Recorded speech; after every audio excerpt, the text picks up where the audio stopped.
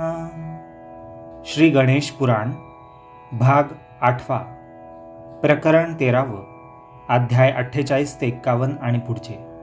हिमालय पार्वती संवाद. गणेश व्रतांची माहिती. भृगु ऋषी म्हणाले, ब्रह्मदेवाने नंतर व्यासांना पार्वतीचा वृत्तांत सांगितला, तोही मी तुला सांगतो. चिंतामणी मूर्ती मिळताच त्रिपुरासूर मंदार पर्वत सोडून गेला. पार्वती हस्तगत करण्याचाही विचार त्याने सोडून दिला. मग पार्वती हिमालयाकडे गेली असे मी तुला पूर्वी सांगितले. त्याचा पूर्ण वृत्तांत ऐक. मंदार पर्वतावरच पार्वती शंकराला शोधत प्रथम दऱ्याखोऱ्यातून हिंडत होती, पण शंकराचा शोध लागेना. तेव्हा तिने, हा तात, हा हिमवान, हे शंकरा, म्हणजे वडिलांना आणि नवऱ्याला, म्हणजे हिमालय या वडिलाला आणि शंकर ह्या आपल्या पतीला हाका मारण्यास आणि विरहामुळे शोक करण्यास सुरुवात केली. तिच्या हाका एका धीवराने ऐकल्या. हिमवानाला आणि शंकराला हाका मारणारी ही कोणी स्त्री असावी, तिला आपण मदत करावी असा त्या शंकरभक्त धीवराने विचार केला आणि त्याने हिमवानाला जाऊन, म्हणजे हिमालयाला जाऊन सांगितले की एक सुंदर आणि भूषण, म्हणजे दागिने घातलेली स्त्री तुम्हाला आणि शंकराला हाका मारत हिंडत आहे. हिमालय लगेच निघाला. त्याने आपल्या कन्येला पाहताच तिचे सांत्वन करून स्वतःच्या घरी नेले. तो म्हणाला, मुली, तू शक्तिरूपिणी ईश्वरी त्या शिवाचा आणि तुझा वियोग होणे शक्यच नाही, म्हणजे तुम्ही वेगळे होऊ शकत नाहीत. तू मुळीच शोक करू नकोस. त्याची आणि तुझी भेट मी घडवून आणतो. असो, पार्वतीला धीर निघेना. ती पती कसा भेटेल, कुठे भेटेल, काहीतरी उपाय सांगा असे वारंवार विचारत होती. तिची अवस्था पाहून हिमालयाने सांगितले की कल्याणी, म्हणजे शुभदायी अशी मुली, मी तुला गजाननाची, म्हणजे गणपतीची आराधना करण्याची रीत पद्धत सांगतो. त्यामुळे तुझ्या सर्व इच्छा पूर्ण होतील. पार्वतीने म्हटले की तात, म्हणजे वडिला किंवा बाबा, सांगा, मी आराधना करीन, म्हणजे मी तशी पूजा वगैरे करेल आणि मला पती भेटेल, त्यात जगावरही उपकार होतील. असो, हिमवान म्हणजे हिमालय राज म्हणाले की मोठ्या पहाटेस उठावे, नैऋत्य दिशेस, म्हणजे पूर्व आणि दक्षिण यांच्यामध्ये जी नैऋत्य कोपऱ्याची दिशा आहे त्या दिशेत जावे, जिथे तुम्ही राहताय तिथून, आणि शेताची भूमी वर्ज्य करून, म्हणजे शेताच्या भूमीकडे जिथे शेतं आहे अशी जमीन सोडून इतर जागी काटक्या, पालापाचोळा किंवा गवत घालून शौच उरकावे, स्वच्छता करावी. हात पाय धुवावेत, दात आणि जीभ स्वच्छ करावी. नंतर सरिता म्हणजे नदी, सरोवर म्हणजे तलाव किंवा विहीर म्हणजे आड या ठिकाणी स्नान करावे.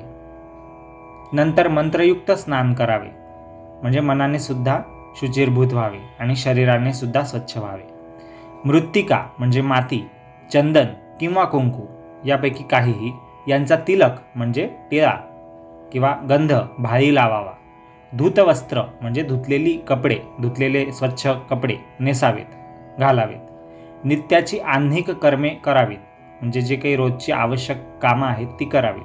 नंतर स्वच्छ उत्तम जागेतली, खडे केरकचरा नसलेली चिकट अशी मृत्तिका माती घ्यावी, म्हणजे बारीक अशी माती घ्यावी. ती मळावी, म्हणजे कणिक मळावी तशी ती पाण्याने ओली करून भिजवून तिचा गोळा करावा. त्या मातीची स्वतःच एक गजाननाची मूर्ती बनवावी.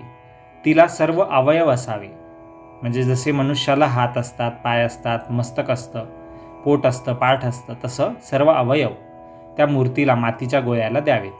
चारी हातात परशु, पाश, मोदक आणि अभयमुद्रा दाखवावी, म्हणजे जे 4 हात आहेत त्या मूर्तीचे, जे मातीपासून तुम्ही बनवाल, तर त्या शुद्ध मातीतून किंवा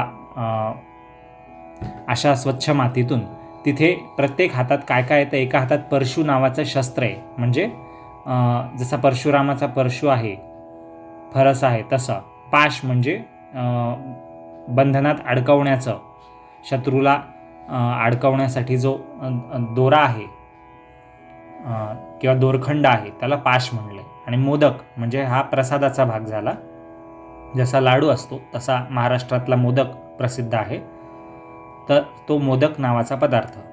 आणि अभयमुद्रा चौथा हात म्हणजे समोरचा उजवा हात, त्यात अभयमुद्रा. अभय म्हणजे भीती नाही आहे, अभय देतोय देव. अभयमुद्रा, मुद्रा म्हणजे हस्तमुद्रा असतात वेगवेगळ्या, म्हणजे हाताच्या पोझिशन्स. तर हाताच्या पोझिशन्सपैकी म्हणजे मुद्रेपैकी एक मुद्रा अभयमुद्रा, म्हणजे ज्यात आपण सरळतः हात दाखवतो. म्हणजे आशीर्वाद देताना आपण देवी देवतांच्या फोटोंमध्ये सिरियलींमध्ये जे पाहतो, त्या आशीर्वाद देण्याचा जो हाताची पोझिशन असते त्याला म्हणतात अभयमुद्रा. म्हणजे मी आहे, देव असं सांगतोय किंवा गुरु असे सांगतायत त्या मुद्रेतून हे सुचवतायत की मी तुझ्या पाठीशी आहे, तू चिंता करू नकोस, भीती धरू नकोस, माझा आशीर्वाद सोबत आहे. तर असे 4 हात त्या मूर्तीला आपण मूर्ती बनवताना करावेत, दाखवावेत. सर्वांग सुंदर अशी मूर्ती मग स्वच्छ पाटावर ठेवावी, हात स्वच्छ धुवावेत. मग पूजा साहित्य, पूजा द्रव्य म्हणजे पूजेचं जे जे काही वस्तू असतील त्या, पाणी, अष्टगंध, अष्टगंध नसेल तर चंदन किंवा कुंकू, काही गंध, अक्षता म्हणजे तांदूळ, तांबडी पुष्प म्हणजे लाल रंगाची जास्वंद, गुलाब वगैरे फुलं. जी गणपतीला जास्वंद आवडतो का, कारण की तो लाल रंगाची कोणतीही फुलं, गणेश वेलावरचं लाल फुल असेल किंवा इतर. धूप म्हणजे आपलं उदबत्ती वगैरे किंवा धूपाचं काडी असेल तर ती धूपकांडी.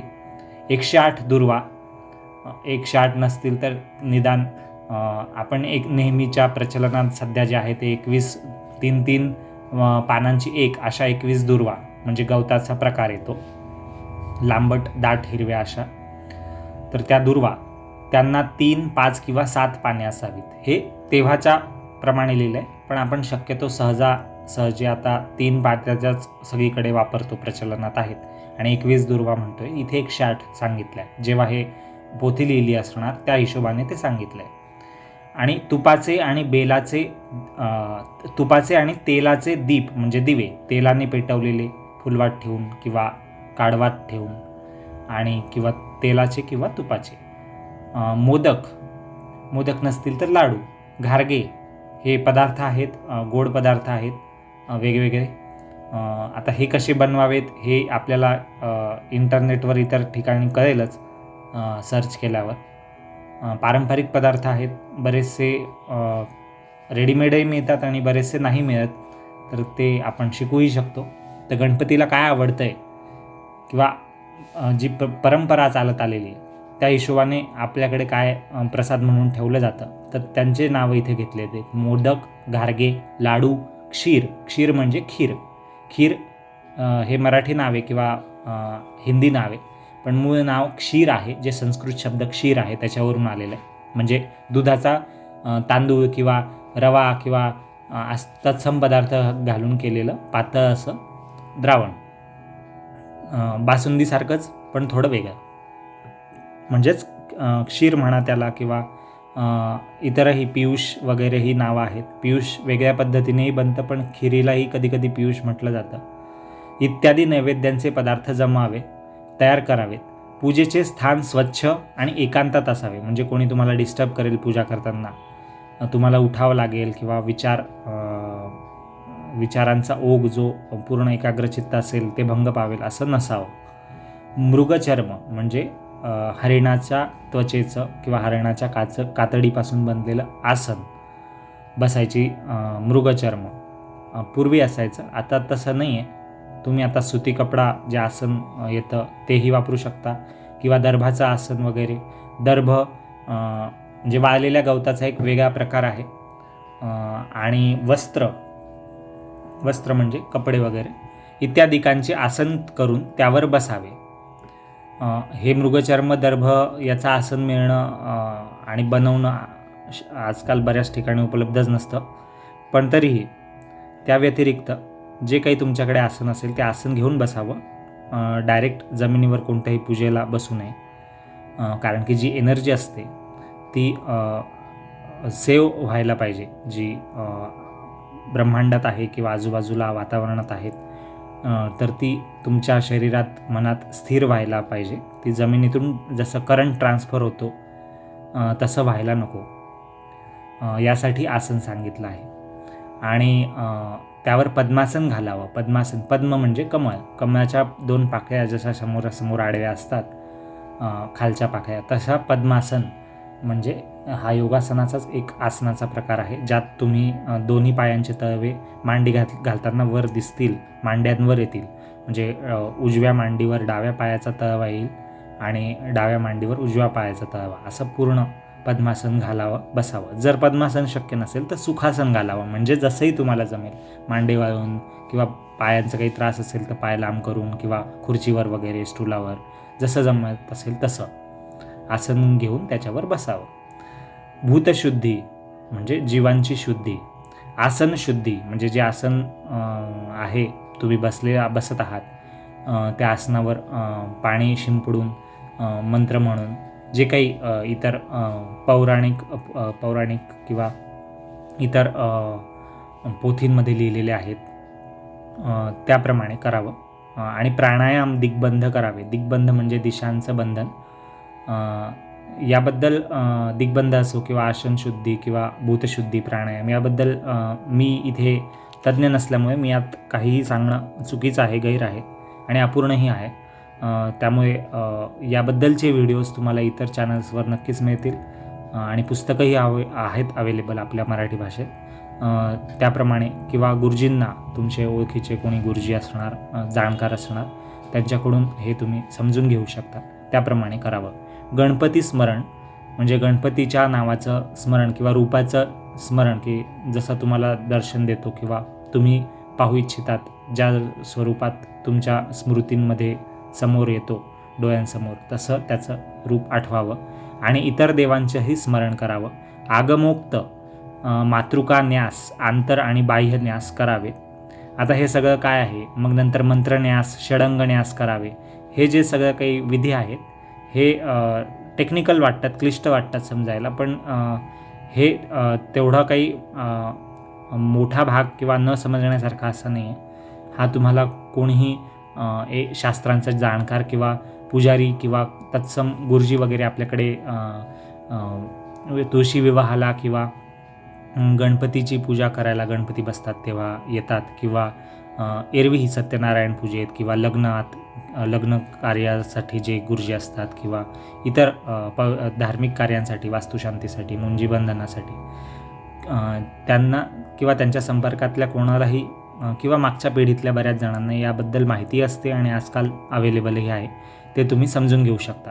तर पूजा द्रव्याचे प्रोक्षण करावे म्हणजे त्यांना शुद्ध करावं, त्याच्यावर आचमनीने पाणी वगैरे शिंपडून. आणि गजाननाचे ध्यान करावे. हे देवा, एकदंता म्हणजे एक दात असलेल्या, शूर्पकर्णा म्हणजे सुपासारखे मोठे कान असलेला, लंबोदरा म्हणजे मोठं उदर, पोट असलेल्या, तू भक्तांच्या सर्व इच्छा पूर्ण करतोस. सिद्धी आणि बुद्धी तुझ्या परिचारिका आहेत. म्हणजे परिचारिकाचा शब्दशः अर्थ दासी असा होतो किंवा सेवा करणाऱ्या सेविका असतो, पण सिद्धिबुद्धी म्हणजेच रिद्धिसिद्धी आहेत माझ्या मताप्रमाणे तरी. आणि त्या अर्थातच त्यांच्या अर्धांगिणी आहेत गणपतीच्या, ज्या शक्ती आहेत सिद्धी आणि रिद्धी किंवा बुद्धी, या ज्या दोन शक्ती आहेत त्या वेगळ्या काही नसून त्याच्या पत्नी आहेत गणपतीच्या. त्यांना परिचारिका असंही म्हटलं आहे कारण की त्या गणपतीच्या सेवेत निमग्न असतात म्हणून. सर्व देव तुझेच नित्य ध्यान करतात. अशा प्रकारे मंत्र म्हणून गजाननाचे ध्यान करावे. पुढे हे जगदाधारा म्हणजे जगताचा आधार असलेल्या, अनाथनाथा म्हणजे अनाथांना, ज्यांना कोणी आधार नाही आहे त्यांचा तू नाथ आहेस. तू माझ्या सन्निध म्हणजे जवळ ये असे आवाहन करावे. म्हणजे गणपतीला बोलवावं, आमंत्रण द्यावं आणि सर्व पूजा मी तुझ्यासाठी करतोय असं म्हणून ती पूजा त्याला, गणपतीला किंवा इष्टदेवाला समर्पण करावी म्हणजे त्याच्यावर त्याला वाहावी. ती पूजा तुझ्यासाठी आहे बुवा असं म्हणून संकल्प करणं वगैरे जे काही आहे ते. धूप, दीप, नैवेद्य म्हणजे दिवा ओवाळणं, गणपतीची जी आपण मूर्ती बनवली मातीची त्यापासून. धूप म्हणजे धूप वगैरे ओवाळणं आणि नैवेद्य दाखवणं, जे काही तुम्ही बनवलं असेल ते, उदाहरणार्थ मोदक, गारगे, लाडू किंवा कोणतेही पक्वान्न. आणि मग पूजा समाप्त करून, अशा प्रकारे पूजा संपूर्ण झाल्यावर मन स्थिर करावं. म्हणजे विचार एकाग्र करून स्तोत्र म्हणजे स्तुतीचे जे श्लोक आहेत ते गणपती स्तोत्र किंवा वरदविनायक स्तोत्र किंवा अथर्वशीर्ष इतर आणि वेगवेगळे सूक्त म्हणावेत. सहस्त्रनाम पाठ करावा. इथे गणपती सहस्त्रनामाचा उल्लेख आलेला आहे. आणि दीनानाथा म्हणजे गरिबांचा नाथ पालन करता. दयानिधा, दयानिधी म्हणजे दया करणारा. संकटनाशका म्हणजे संकटांचा नाश करणाऱ्या गणपती. त्रैलोक्यनाथा म्हणजे तिन्ही लोकांचा नाथ अधिपती गणपती तू आहेस. तू माझ्या अपराधांची म्हणजे चुकांची गुन्ह्यांची क्षमा कर म्हणजे मला माफी दे. मला इष्ट काय ते बोलून पूर्ण काम कर. पूर्ण काम म्हणजे माझ्या पूर्ण इच्छा मनोकामना पूर्ण कर अशी प्रार्थना करावी. आणि गजाननाला साष्टांग नमस्कार घालावा. साष्टांग नमस्कार म्हणजे 8 अंगांसहित. अष्ट अंग असे ते शब्द आहेत. साष्टांग म्हणजे 8 अंग म्हणजे 2 गुडघे, 2 पाय, 2 हात, छाती आणि डोकं हे पूर्णपणे जमिनीला टेकलेलं असावं म्हणजे पालथं झोपतो आपण तसा देवाला नमस्कार करावा. सर्व सिद्धी विनायक मंत्राचा नियमपूर्वक जप करावा. असं हिमालय सगळं विधी या पूजेची पार्वतीला सांगतोय, मुलीला सांगतोय. आणि पार्वती म्हणाली, तात म्हणजे बाबा, मी कोणत्या मंत्राचा जप करावा? हिमालय म्हणाला, मुली, गजाननाचे मंत्र असंख्य आहेत, पण त्यात ओम किंवा गंग म्हणजे ओम गंग गणपतीमधला गंग किंवा ओम हे एकाक्षर मंत्र म्हणजे एक अक्षराचे हे 2 मंत्र आहेत. ओम म्हणायचं किंवा गम म्हणायचं. हे मंत्र जास्त प्रसिद्ध फलदायी असे आहेत. गणेशाय नमः, श्री गणेशाय नमः. त्यातला श्री हा उपपदाचाच भाग समजा किंवा कोणत्याही मंत्राच्या सुरुवातीला ओम किंवा श्री आपण म्हणतोच कोणत्याही देवाच्या मंत्रात सुरुवातीला. तर तो गुण आहे त्याचा. पण मुख्य मंत्र षडाक्षरी म्हणजे 6 अक्षरांचा गणपतीचा मंत्र कोणता आहे वेगळा? ओम आणि गम या एकाक्षरी मंत्रांव्यतिरिक्त तर गणेशाय नमः. नमः म ह वेगवेगळे अक्षर नाही आहे. मलाच पुढे विसर्ग आहे म्हणजे 2 पुढे ठिपक्यांचा जो उल्लेख असतो त्याला विसर्ग म्हणतात. आणि त्याचा ह असा उच्चार होतो. ते वेगळं अक्षर नाही. एकूण 6च अक्षर आहे याच्यात. गणेशाय हे 4 अक्षर गणेशाय आणि नमः म्हणजे नमस्कार असो. हे संस्कृत वाक्यच आहे एक प्रकार की गणपतीला नमस्कार असो असा त्याचा अर्थ आहे. गणेशाय नमः हा षडाक्षरी म्हणजे 6 अक्षरांचा मंत्रही फार सिद्धिदायक आहे म्हणजे सिद्धी देणारा आहे. तू एकाक्षर म्हणजे ओम किंवा गम यापैकी एक आणि षडाक्षर म्हणजे गणेशाय नमः हा यापैकी कोणताही एक मंत्राचा 1 लक्ष म्हणजे 1 लाख वेळा जप कर किंवा अर्धा लक्ष म्हणजे 50,000 वेळा जप कर किंवा दशलक्ष म्हणजे 10 लाख वेळा जप कर. शुद्ध चतुर्थीस म्हणजे ज्या गणपतीच्या चतुर्थ्या येतात त्यातल्या दर महिन्यात जी शुद्ध चतुर्थी येते तिला जपाचा प्रारंभ करावा म्हणजे तेव्हापासून जप सुरू कर. कोणत्याही महिन्याची कोणतीही शुद्ध चतुर्थी. नंतर 1 महिना अनुष्ठान केलेस म्हणजे याप्रमाणे तू मूर्ती घडवून पूजा करून सगळं तुझे भावना व्यक्त करून प्रार्थना करून जप करून असं केलंस, आरती वगैरे करून असं महिनाभर केलंस. अनुष्ठान करणं म्हणतात म्हणजे कोणत्याही एका देवतेची उदाहरणार्थ ते गणपतीची आराधना करणं, त्याची सेवा करणं, त्याच्याकडेच लक्ष केंद्रित करणं, त्याचे स्तोत्र गाणं वगैरे वगैरे. तर असं अनुष्ठान 1 महिना केलंस म्हणजे तुझी इच्छा पूर्ण होईल आणि तुझी आणि शंकराची भेट होईल असं पार्वतीला तिचा पिता हिमालय म्हणतो. एक पार्थिव मूर्तीची, पार्थिव म्हणजे पृथ्वीपासून बनलेली किंवा निर्जीव किंवा फिजिकल कंपोनंट्सची बनलेली मूर्ती, पार्थिव मूर्ती म्हणजे कोणत्याही धातूची असेल किंवा मातीची असेल किंवा लाकडाची असेल, कसली असेल पार्थिव. तर अशा पार्थिव मूर्तीची पूजा केली तरी धन धान्य पुत्र पशुसंपत्ती यांचा लाभ होतो. 2 मूर्तींचे पूजन केले तर असाध्य गोष्टीही साध्य होतात. 3 मूर्तींचे पूजन केल्यास राज्य लाभ आणि अमूल्य रत्नांची प्राप्ती होते. 4 मूर्तींचे पूजन केले तर 4 पुरुषार्थ म्हणजे 4 जे ध्येय आहेत मनुष्य जीवनाचे, धर्म अर्थ काम आणि मोक्ष हे पूर्ण होतात. 5 मूर्तींचे पूजन केले गणपतीच्या तर सार्वभौम राज्य मिळते. सार्वभौम म्हणजे सदा सर्व काळ सर्वांना मान्य असलेलं असं सर्वशक्तिमान. आणि 6 मूर्तींचे, गणपतीच्या 6 मूर्तींचे एक साथ पूजन केलं तर सृष्टीची उत्पत्ती आणि प्रलय करण्याची शक्ती येते. आता याला आपल्या योग्यतेत हे नाही आहे, हे पार्वतीसाठी सांगितलेलं आहे हिमालयाने, आणि तो काळ वेगळा होता, ते युग वेगळं होतं. आणि पार्वतीसारख्या महान देवी शक्ती च्या ठाई हे गुण होते की तिला फक्त हे गणपतीच्या पूजेचं असं करायचं होतं की ती उत्पत्ती प्रलय करण्याची शक्ती तिच्याकडे येणार, म्हणजे ती तिच्यापासून भिन्न नाही आहे. हे आपल्यासाठी सगळ्या गोष्टी नाही आहे. देश, काल आणि योग्यता याच्यानुसार स्तोत्र किंवा व्रत, प्रत्येकाचा मंत्र यांच्या शक्तींचा प्रभाव कमी जास्त होतो, असं इथे मी सांगू इच्छितो. 7, 8 किंवा 9 मूर्तींचे, गणपतीच्या 9 मूर्तींचे किंवा 7 किंवा 8 मूर्तींचे एकाच वेळी पूजन करणाऱ्या सर्वज्ञता, त्रिकाल ज्ञान प्राप्त होतं. त्रिकाल ज्ञान म्हणजे जो भूतकाळ काय घडलं आहे कोणाचा तेही त्याला माहिती असतं, आणि भविष्यकाळ काय होणार आहे तेही माहिती असतं, वर्तमान काळात कुठे काय चालू हेही माहिती असतं. बाकीचं कोणाचं नाही, तर स्वतःचं तरी माहिती असेल की पूर्वजन्मात असं झालं आहे, भविष्यात पुनर्जन्मात काय होणार आहे, असं जन्माचंच नाही, पाप पुण्य किंवा कोणत्याही मागच्या पुढच्या क्षणांचं त्रिकाल ज्ञान त्याला मिळतं, काय काय झालं आहे ते ज्ञान कोणत्याही गोष्टीतलं असेल. सर्वज्ञताही मिळते, म्हणजे सर्वज्ञ म्हणजे ज्याला सगळं ज्ञान आहे असा. आणि 10 मूर्तींचं, गणपतीच्या 10 मूर्तींचं पूजन करणाऱ्यास सनकादिकांसह सर्व 33 कोटी देवही वश होतात, म्हणजे त्याच्या ताब्यात येतात. सर्व देव त्याच्या इच्छा पूर्ण करतात किंवा मागण्यानुसार वागतात असं. मनुष्य 11 मूर्तींचे पूजनाने 11 रुद्रांचा स्वामी होतो. 11 रुद्र हे भगवान किंवा महादेव जे शंकर आहेत, शिवशंकर, तर त्याचे 11 रुद्र आहेत किंवा अवतार आहेत असं समजा. तर त्या 11 रुद्रांचा स्वामी होतो. प्रत्यक्षात इथे स्वामी कोणाचं, इथे पार्वतीला सांगितलं जातं आहे. पार्वती शंकराच्या हृदयाची स्वामिनी आहे आणि तिचा तो स्वामी आहे, म्हणून हे योग्य आहे. किंवा तसा कोणी शिवभक्त असेल किंवा गणेश भक्त असेल त्या हिशोबाने हे सांगणं योग्य आहे.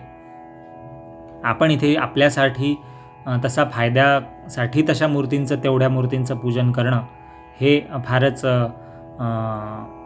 म्हणजे योग्य ठरणार नाही किंवा फार महत्त्वाचं नाही आहे असं मी म्हणू इच्छितो.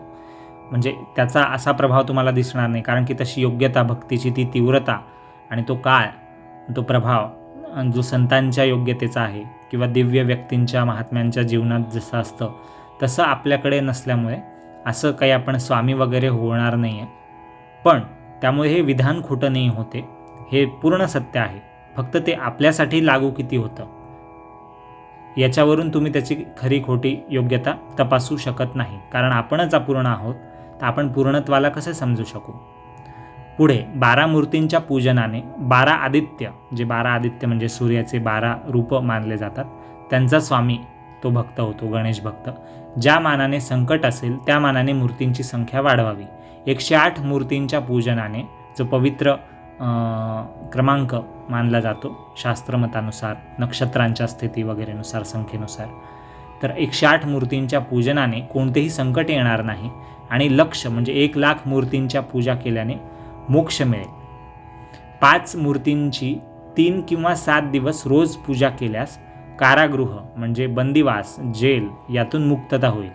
मग आता सर्व गुन्हेगार जर पूजा करतील 5 किंवा 3 मूर्तींची 7 दिवस, 3 किंवा 7 दिवस, तर याचा अर्थ काय होईल बुवा? तर ते कारागृहातून वेळेआधीच सुटून जातील का? तर असा याचा अर्थ नाही आहे. हे भक्तांच्या बाबतीत सांगितलेलं आहे, ज्यांच्यावर अन्याय झालेला आहे. आणि याचा शब्दशः कारागृह असा अर्थ नाही, कारागृह जीवनाचा असेल, कोणत्या बंधनाचा असेल, मानसिक दबावाचा असेल, तर त्या बंधनातून मुक्ती असा त्याचा अर्थ आहे. रोज 7 मूर्ती करून 5 वर्ष रोज 7 मूर्तींची 5 वर्ष रोज पूजा केली, मग महापापे नष्ट होतात. मग काय खूप पाप कोणी केली असेल आणि त्याने 5 वर्ष पूजा केली तर त्याचे सर्व पाप नष्ट होऊन जातील का? तर असा त्याचा अर्थ आजच्या काळात लागू नाही पडत. हे कलियुगातली गोष्ट नाही आहे, कारण आज तर लोक किती वेळा गंगा स्नान करतात. आणि जाणून बुजून की आपल्याला पाप करता येतील बुवा, आपण गंगेत येऊन स्नान करू, कुंभमेळ्यात येऊन स्नान करू असं, आणि म्हणून ते मुद्दाम पाप करतात. पण म्हणून मुक्ती होते का? मनाचं संशय मिटतो का? दुःख किंवा त्रास नष्ट होतात का? तो पश्चात्ताप जो व्हायला पाहिजे तो पाप नष्ट करतो. पण हे पार्वतीला सांगितलं जातं आहे, आणि ज्या काळखंडात सांगितलं जातं आहे त्या काळातला समाज, त्यांची मनस्थिती, विचारशक्ती, त्यांचा आचार विचार सगळं वेगळं होतं, आणि त्यानुसार ते योग्य असणार. पण ते आजच्या काळात लागू करणं शब्दशः हे अपूर्ण आहे, आणि बऱ्याच अंशी ते असत्य वाटू शकतं. कारण की तसे परिणाम तर दिसणार नाहीत, कारण आपण त्या भावनेने आणि त्या तीव्रतेने तेवढं परिणामकारक करू शकणार नाही असमर्थ आहोत. पार्वती म्हणजे पार्वतीला पुढे हिमालय सांगतोय की हे पार्वती, हे रहस्य आहे, पण लोक संशयात्मे असतात, म्हणजे संशय घेणारे असतात आणि उपाय सांगूनही करत नाहीत. मग म्हणजे कलियुगात गणपती प्रसन्न होऊ शकत नाही का, किंवा कोणते देव प्रसन्न होऊन दर्शन देऊ शकत नाही का, किंवा इच्छा पूर्ण करू शकत नाही का? असं नाही आहे. सगळे देव स्वयंभू आहेत, जागृत आहेत, आणि नेहमी भक्तांवर प्रसन्न होतात. मग भक्ताची ती भावना आणि योग्यता त्याच्या भक्तीची आली पाहिजे, आणि देव त्यानुसार त्याला दर्शनही देणार, त्याच्या इच्छाही पूर्ण करणार, इच्छेपेक्षा जास्तही देणार. म्हणूनच तर भक्ती वाढते आहे, कमी नाही होते, श्रद्धा वाढते आहे आजच्या काळातही. तर पुढे हिमालय सांगतोय की हे रहस्य आहे, हे जे सर्व पूजा विधी वगैरे गणपतीचं सांगितलं जाते, पण लोक संशयात्मे असतात, म्हणजे डाऊट घेणारे असतात, आणि उपाय सांगूनही करत नाहीत.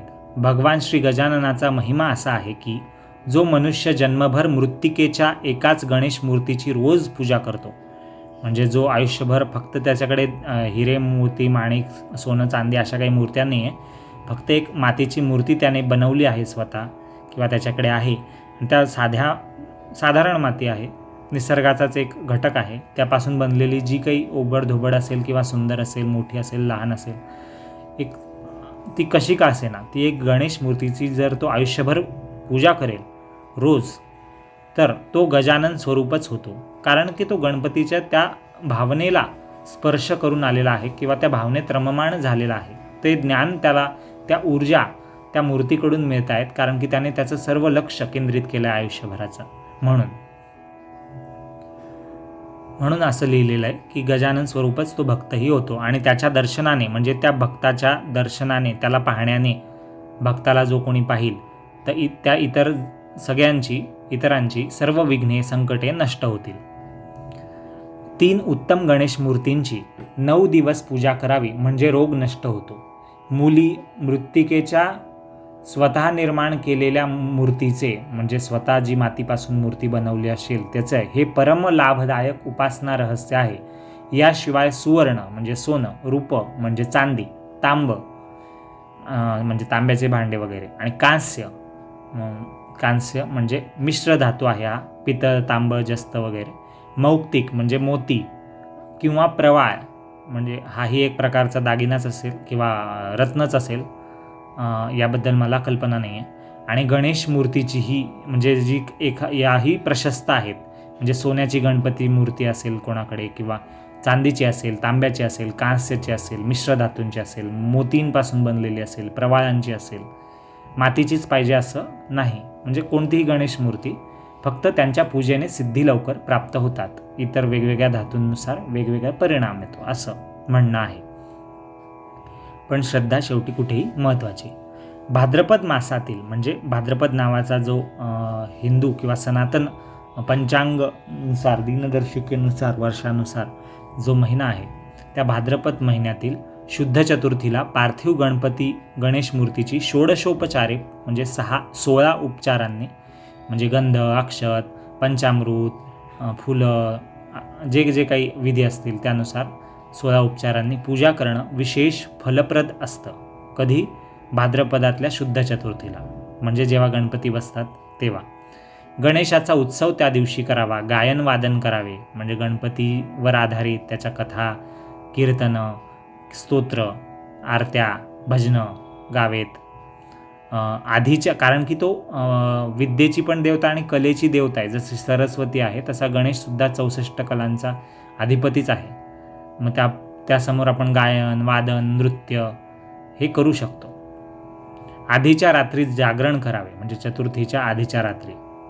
गणेश मूर्तीचे चतुर्थीच्या दिवशी सकाळी स्नानोत्तर, म्हणजे स्नान केल्यानंतर, स्वतःचं स्नान झाल्यानंतर गणपतीची यथासांग पूजा करावी, पूजन करावे. होम हवन करावा, होम करावा म्हणजे वातावरण शुद्ध होतील.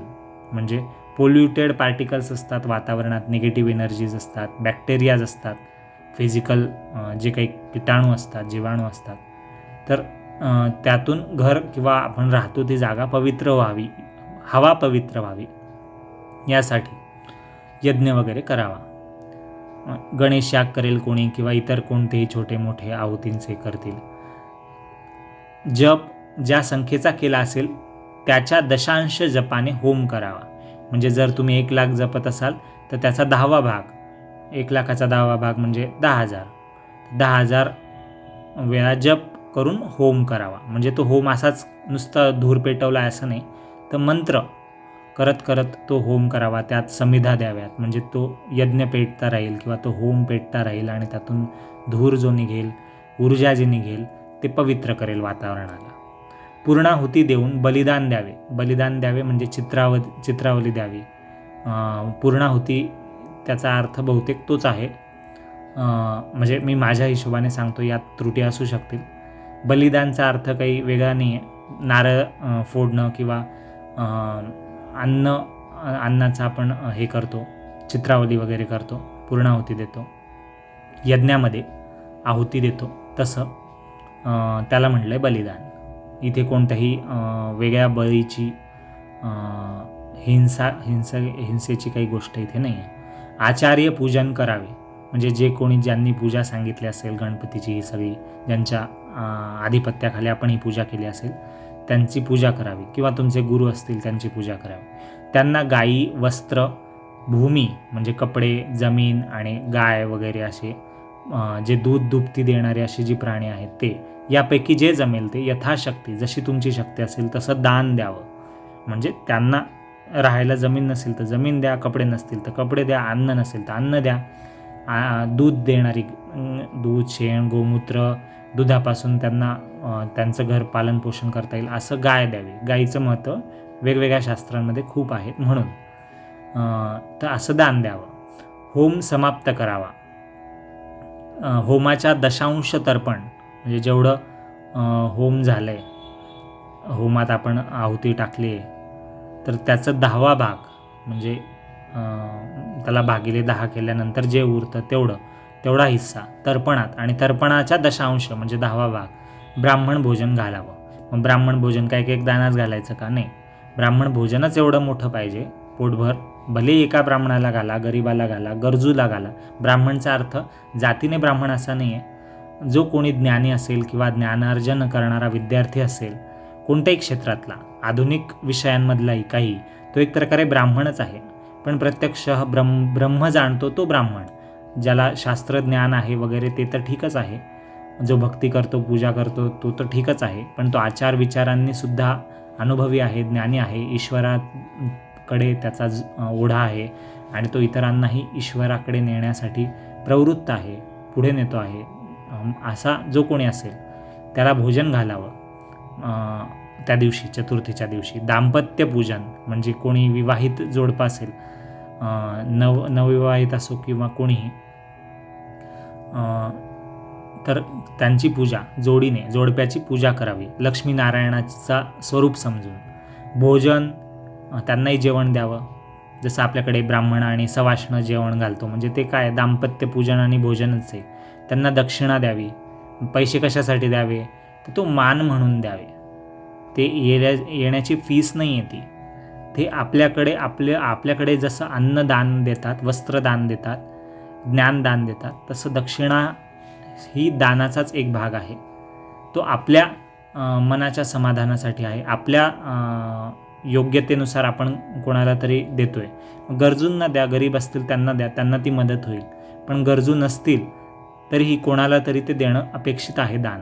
मग ते दक्षिणेचा असो, भोजनाचा असो, वस्त्रांचा असो, भूमीचा असो, गाईचा असो, काही. तर अशी जमेल तशी यथाशक्ती दान करावेत. आणि नंतर सहपरिवार म्हणजे सगळ्या कुटुंबासोबत स्वतःच्या आपणही स्वतः ते प्रसाद म्हणून भोजन करावे. दुसऱ्या दिवशी म्हणजे चतुर्थीच्या पुढच्या दिवशी, पंचमीच्या दिवशी भाद्रपदात गणेश मूर्ती, पालखी, रथ इत्यादी श्रेष्ठ वाहनात, आता पालखी नसेल, रथ नसेल तर गाडी असेल, 2 व्हीलर, 4 व्हीलर कोणतीही, तर त्यात सायकल असेल, बैलगाडी असेल किंवा ट्रक असेल, रिक्षा असेल, काही, तर त्या वाहनात ठेवून वाजत गाजत म्हणजे उत्सवात, आनंद उत्सवात, जल्लोषात छत्र, पताका, ध्वज, ध्वज म्हणजे झेंडा, पताका म्हणजे पण एक प्रकारचा झेंडा, छत्र धरतात वगैरे असं, तर इत्यादींसह आनंदाने मिरवणूक काढून मोठ्या जलाशयापर्यंत न्यावी आणि तेथे मूर्तीचे विसर्जन करावे. म्हणजे गणेशोत्सवात 10 दिवसांचा गणपती, 11 दिवसांचा गणपती, कोणाकडे 7 दिवसांचा असतो, कोणाकडे 5 दिवसात विसर्जन होतं, कोणाकडे 3 दिवसात होतं, कोणाकडे 2 किंवा 1.5 दिवसात, कोणाकडे 1 किंवा अर्ध्याच दिवसात होतं, कोणाकडे वर्षभर गणपती असतो, पुढच्या वर्षी नवीन गणपती येतो तेव्हा मागच्या वर्षीचा घरात ठेवलेला वर्षभराचा मातीच्या मूर्तीचा गणपतीची वर्षभराने विसर्जन होतं.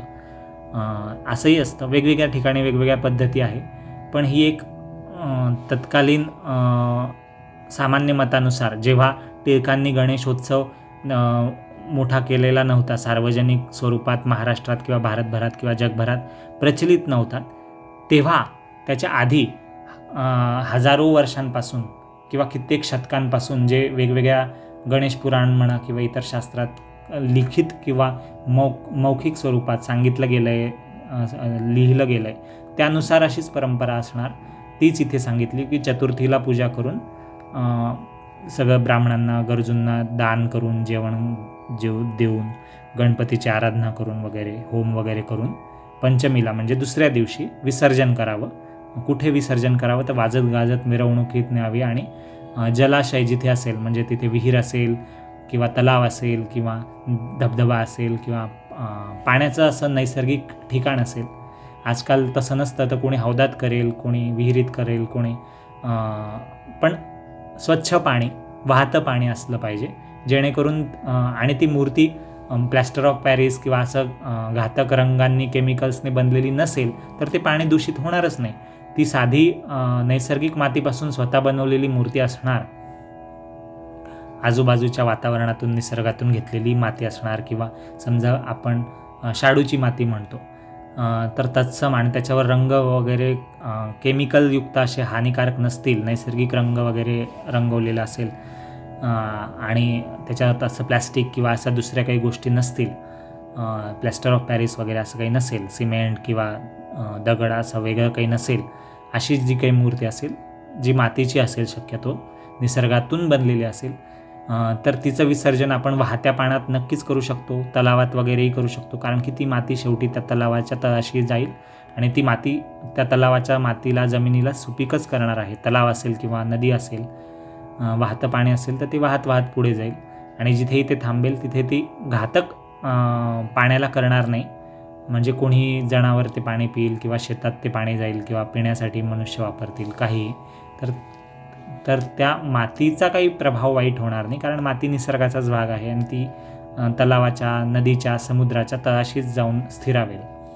तर त्यानुसार एका दिवसानंतर म्हणजे पंचमीच्या दिवशी इथे म्हटलं जातं, इथे पंचमी असा शब्द नाही लिहिला आहे, पण चतुर्थीच्या नंतरच्या दिवशी असं म्हटलेलं आहे. तर ही आधीच्या काळानुसार, तत्कालीन परिस्थितीनुसार जे काही लिहिलं किंवा विचार मांडला गेला असणार त्यानुसार ती परंपरा असणार. आता आपण 10 दिवसांचा किंवा मोठा उत्सव करतो, खूप जास्त दिवसांचा, तर ही कालौघात बनलेली प्रथा आहे, परंपरा आहे. ही चुकीची का ती बरोबर असं त्यात काही विचार नाही आहे, पण जसं ज्याला जमेल तितके दिवस त्याने ठेवावं किंवा घरात जशी परंपरा चालत आलेली आहे तसंच इथे पार्वतीला सांगतोय हिमालय, त्या तिचे पिताश्री. आणि विसर्जन केल्यानंतर गणेश चतुर्थीचे हे जे व्रत आहे ते फार पुण्यदायक, विघ्ननाशक आणि इष्टफळ देणारे, म्हणजे पाहिजे ती इच्छा चांगल्या भावनेने, कोणाचं वाईट होणार नाही अशा भावनेने केलेली जी इच्छा असेल तिचं फळ म्हणजे परिणाम देणारे आहे. पुण्यदायक म्हणजे पुण्य म्हणजे चांगले परिणाम देणारच आहे. मुली हिमालय सांगतोय पार्वतीला की हे मुली, यासंबंधी पुरातन कथा आहे ती आता ऐक. म्हणजे ही आपण हे सगळं गणेशोत्सव वगैरे करतो, तर हे मूर्ती स्थापन करणं मातीची आणि विसर्जन करणं, ते पूजा करणं, होम हवन करणं, दान करणं, ब्राह्मणांना वगैरे दाम्पत्याला जेवण देणं, वस्त्र, भूमी, गाई दान करणं, हे सगळं काय आहे बुवा, याची एक गोष्ट आहे या व्रताची, ती आता सांगताय हिमालय सांगतोय पार्वतीला की एकदा आपल्या सर्व गणांसह म्हणजे सर्व भक्तांसह शंकर कैलासावर बसला होता. कार्तिकेयाला म्हणजे स्वतःच्या मोठ्या मुलाला शंकराने अनेक व्रतांची माहिती सांगितली, पण कार्तिकेयाने नंतर विचारले की या सर्व व्रतात जास्तीत जास्त सर्व सिद्धी प्राप्त करून देणारं व्रत कोणतं? ही इतर व्रतं ऐकून माझी तर तृप्ती झालेली नाही. तेव्हा शंकर कार्तिकेयाला म्हणाला की मुला, षण्मुखा म्हणजे षण्मुख हे नाव आहे कार्तिकेयाचं, स्कंद हे सुद्धा नाव आहे. षण्मुख म्हणजे 6 मुख म्हणजे 6 तोंड असलेला आहे. शंकराला पंचमुखी म्हणतात, शंकराला 5 तोंड आहेत. तर कार्तिकेयाला षण्मुखी म्हणजे 6 तोंडाचा किंवा 6 मस्तक असलेला आहे, 6 डोके असलेला आहे. म्हणजे तेवढं तीव्र ज्ञान त्याच्यात आहे असा त्याचा अर्थ, किंवा तशा गोष्टी आहेत.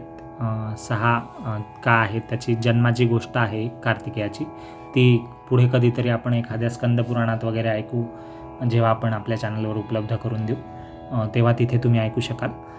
तर षण्मुखा म्हणजे हे कार्तिकेया, शंकर म्हणतोय कार्तिकेयाला की हे षण्मुखा, सर्व व्रतात श्रेष्ठ असे एक व्रत आहे आणि ते सोपेही आहे. त्याला गणेश चतुर्थीचे व्रत असे नाव आहे. या व्रताचे 2 प्रकार आहेत. एक प्रकार आहे भाद्रपद शुक्ल चतुर्थीच्या दिवशी गणेशाचे पूजन करण्याचा, आणि दुसरा प्रकार आहे श्रावण महिन्याच्या शुद्ध चतुर्थीपासून 1 महिना ब्रह्मचर्य व्रताने राहून उपवासी, एकभुक्त उपवासी म्हणजे पूर्ण दिवस उपवास करून काही खायचं नाही वगैरे, आणि एकभुक्त म्हणजे एक वेळाच दिवसभरात जेवायचं असं 1 महिनाभर, किंवा नक्तभोजीचा अर्थ मला विशेष माहिती नाही या शब्दाचा अर्थ, पण जेवणासंबंधीच काहीतरी आहे, निराहार आहे किंवा तत्सम काहीतरी ठराविक पदार्थ असणार, किंवा अयाचित वृत्तीने, अयाचित म्हणजे कोणाकडे दान भिक्षा न मागता राहावं, आणि दिवसाच्या 4थ्या प्रहरात, 4था प्रहर म्हणजे दुपारच्या वेळी असं काहीतरी बहुतेक आहे, 8 प्रहरात 24 तासांना डिवाईड केलं 8 भागांमध्ये, तर ते 8 प्रहर असतात. बहुतेक मध्यरात्रीनंतर पहिलं प्रहर चालू होत असेल अशा हिशोबाने केलं तरी जे काही भाग बनतील त्यानुसार जो 4था प्रहर येईल याबद्दल मला कल्पना नाही, पण बहुतेक दुपारच्या आसपासचाच भाग आहे. तर तेव्हा हविषान्न भक्षण करून, हविषान्नाबद्दलही मला या शब्दाबद्दल विशेष माहिती नाही आहे. हविषान्न म्हणजे दान मिळालेलं अन्न किंवा नक्की काय भिक्षेतलं अन्न की आणखीन काही याबद्दल मला कल्पना नसल्यामुळे ज्यांना माहिती असेल त्यांनी नक्कीच खाली कमेंट सेक्शनमध्ये लिहा आणि आपण नक्कीच पुढे याबद्दलही माहिती घेऊ. तर हविषान्न भक्षण करून म्हणजे कोणत्या तरी एका प्रकाराने व्रत आचरण करून, की उपवाशी राहायचं, पूर्ण दिवस काहीच नाही खायचं, किंवा एकभुक्त व्हायचं, किंवा हविषान्न भक्षण करायचं असं, आणि गुरुमुखाने घेतलेल्या मंत्राचा म्हणजे गुरुने जो मंत्र उपदेश केलेला आहे गणपतीचा त्या मंत्राचा 1,00,000 वेळा किंवा 10 सहस्त्र म्हणजे 10,000 वेळा किंवा 5 सहस्त्र म्हणजे कमीत कमी 5,000 वेळा तरी जप करावा 1 महिनाभराच्या व्रतात, ज्यात श्रावण शुद्ध चतुर्थीपासून पूर्ण 1 महिना पुढे चालेल असं रोज, आणि ध्यान करावं अहोरात्र सावधान चित्ताने, म्हणजे पूर्ण लक्ष केंद्रित करून सावध राहून गजानन गणपतीचे ध्यान करावं. भाद्रपद शुद्ध चतुर्थीला म्हणजे दुसऱ्या प्रकारची जी पूजा आहे जिथे आपण गणेशोत्सव नेहमी सुरू करतो, ती चतुर्थी म्हणजे भाद्रपदातली शुद्ध चतुर्थी, तिला मयूर वाहन किंवा मूषक वाहन, मयूर म्हणजे मोर ज्याचं वाहन आहे तो, किंवा मूषक म्हणजे उंदीर ज्याचं वाहन आहे तो, अशी गणेशाची 4 किंवा 2 तोळे वजनाची मूर्ती घ्यावी. तोळं इथे सोन्याबद्दल नाही बोललं जाते, इथे माती असो किंवा सोनं असो किंवा कोणताही धातू असो, वजनाचं प्रमाण सांगितलं आहे. जसं 1 किलो आपण म्हणतो किंवा 200 ग्राम म्हणतो, तर 2 तोळे, 1 तोळा म्हणजे 10 ग्राम या हिशोबाने जरी आपण पकडलं तरी 2 तोळे म्हणजे 20 ग्रॅमच्या आसपास, किंवा 4 तोळे म्हणजे 40 ग्रॅम, 20 ते 40 ग्रॅम असं आपण सोन्याच्या परिभाषेत म्हणू शकतो. म्हणजे माझ्या माहितीनुसार यात कमी जास्त असेल. तर म्हणजे अशी छोटीशी मूर्ती घ्यावी आणि शुद्ध धातूचा कलश म्हणजे आपला तांब्याचा कलश किंवा चांदीचा कलश किंवा स्टीलचा असेल तर स्टीलचा कलश किंवा मातीचा मडक्यासारखा असेल तरी तो स्वच्छ आहे आणि कुठे त्याला खराब झालेला नाही, तुटलेला नाही असा कलश म्हणजे भांडं घेऊन धान्य राशीवर ठेवून, म्हणजे गव्हावर किंवा तांदळावर, शक्यतो गव्हावर ठेवलं जातं किंवा कधीकधी तांदळावरही ठेवलं जातं, तर त्यावर तो कलश ठेवावा रिकामा आणि त्यात त्या धातूचे पूर्ण पात्र ठेवून, धातूचे पूर्ण पात्र म्हणजे कोणत्याही चांदीचं किंवा तांब्याचं एक पात्र म्हणजे ताटली ठेवून, छोटंसं ताट ठेवून त्या कलशात पंचपल्लव म्हणजे 5 पानं, जसं की आंब्याची पानं, 5 रत्न घालून, 5 रत्न नसतील तर आपण शक्यतो 1 रुपयाचं नाणंही घालू शकतो, बऱ्याचदा तसं घातलं जातं, गंधाक्षत वगैरे, आणि कलशाभोवती शुभ्र वस्त्र गुंडाळून पीठपूजा करून, याबद्दल मला कल्पना नाही आहे हे जे इथे सांगितलं जातं आहे ते, पण हे मी फक्त वाचतोय समजण्यासाठी, आणि मग पूर्ण पात्रात ती मूर्ती ठेवावी. त्या कलशामधल्या ज्या ताटली ठेवली आहे, पात्र ठेवलेलं आहे, तर त्याच्यामध्ये ती मूर्ती छोटीशी ठेवावी आणि होम करावा. आपण आजकाल जे पाहतोय घरी करतो आपण गणपती बसताना, तिथे आपण कलशामध्ये 5 आंब्याचे किंवा विड्याचे पानं ठेवून पाणी भरून त्यात त्याची पूजा, अक्षता वगैरे, गंधाक्षता त्यात पाण्यात टाकून कलशाला गंध लावून 5 बाजूंनी किंवा 4 बाजूंनी, आणि त्याच्यावर नारळ ठेवतो, श्रीफळ, असंच 10 दिवस किंवा गणपती असतो तेव्हा ठेवतो, कलश स्थापन करतो आणि गणपतीची मूर्ती बाजूला चौरंगावर वगैरे मांडतो. तर आधी तिथे तसंच सांगितलं होतं, फक्त आता इथे थोडं वेगळ्या पद्धतीने सांगितलं जातं आहे. म्हणजे प्रकार वेगवेगळे आहेत पूजा करण्याचे. पूर्ण पात्रात ती मूर्ती ठेवावी, होम करावा, अनेक द्रव्यांच्या म्हणजे वेगवेगळ्या दही, दूध, तूप, लोणी यापासून अगदी इतर महत्त्वाचे काही द्रव्य साधनं असतील, समिधा असतील हवनमध्ये आहुती टाकण्यासाठी, तर त्यांची आहुती देऊन आचार्य पूजन करावे. गाय, भूमी, सुवर्ण किंवा वस्त्र म्हणजे यापैकी किमान एक तरी दान त्यांना द्यावं, त्या आचार्यांना. आचार्य म्हणजे गुरु नाही, आचार्याचा अर्थ ती पूजा करून देणारा, सांगणारा पुजारी किंवा जो कोणी असणार ज्याच्या आधिपत्याखाली किंवा ज्याच्या निरीक्षणाखाली आपण ती पूजा करतोय, त्याच्या मार्गदर्शनाखाली. जसं सत्यनारायणाला गुरुजी येतात तसं, तर त्यांना ते दान द्यावं आणि इतर ब्राह्मणांना दक्षिणा द्यावी. 108 किंवा सामर्थ्याप्रमाणे 21 ब्राह्मणांना तरी भोजन द्यावं. 21 नसेल जमत एका ब्राह्मणाला द्या, पण ब्राह्मण नसेल तर कोणालाही द्या. भुकेलं असेल कोणी, गरजू असेल त्याला नक्कीच द्या, असं मी म्हणेन पुढे जाऊन. दिनास म्हणजे गरिबांना खीर, अन्न वगैरे द्यावं. इथे ते लिहिलेलंच आहे की असं नाही की ब्राह्मणांनाच द्यायचं, इतरांना नाही द्यायचं, असं त्याचा अर्थ नाही आहे. दिनास म्हणजे गरीब, मग तो ब्राह्मण असेल किंवा इतर कोणी असेल, ज्याला गरज आहे त्याला अन्न दान किंवा वस्त्रदान किंवा जमिनीचं दान किंवा दक्षिणा म्हणजे पैशांचं वगैरे, धनसंपत्तीचं दान आपल्या क्षमतेने द्यावं. भोजन दक्षिणा देऊन ब्राह्मणांचे आशीर्वाद घ्यावे. परिवारासह आपण मौन राहून भोजन करावे, म्हणजे बडबड गप्पा असं न करता प्रसादाकडे लक्ष द्यावं. मग प्रसाद मोदकांचा असेल, भाजीपोळी वरण भाताचा असेल, पंचपक्वान्न पुरणपोळी असेल, काही असेल ते, म्हणजे अगदी चतुर्थीचा गणपतीचा प्रसाद म्हणून आपण जसं सत्यनारायणाला ठेवतो तसं हा शिऱ्याचा प्रसादही असेल, काही असू द्या, जे काही असेल त्याला गोड मानून, पवित्र मानून ते पूर्ण जेवण होईपर्यंत गप्पा मारू नये, इकडे तिकडे लक्ष देऊ नये, शांतपणे प्रसाद ग्रहण करावा. म्हणजे ती शक्ती आपण देवाच्या प्रसाद स्वरूपात त्याची कृपा घेतोय, स्वीकारतोय, ग्रहण करतोय, असा त्याच्यात भाव असायला हवा. आणि मग यानंतर यथासांग म्हणजे पद्धतशीरपणे उत्तर पूजादी करून, उत्तर पूजा म्हणजे पूजा वगैरे झाल्यानंतर, गणपती स्थापन झाल्यानंतर जेव्हा विसर्जन करायचं आहे त्याच्या आधीची जी पूजा आहे ती उत्तर पूजा करून दुसऱ्या दिवशी पूजेचं विसर्जन करावं, म्हणजेच गणपतीचं विसर्जन करावं वगैरे. हे दुसऱ्या प्रकारचे व्रत. तर हे जे काही दुसऱ्या प्रकारचं व्रत आहे ते सर्व वैभव आणि भोग आणि मोक्ष देणारे आहे.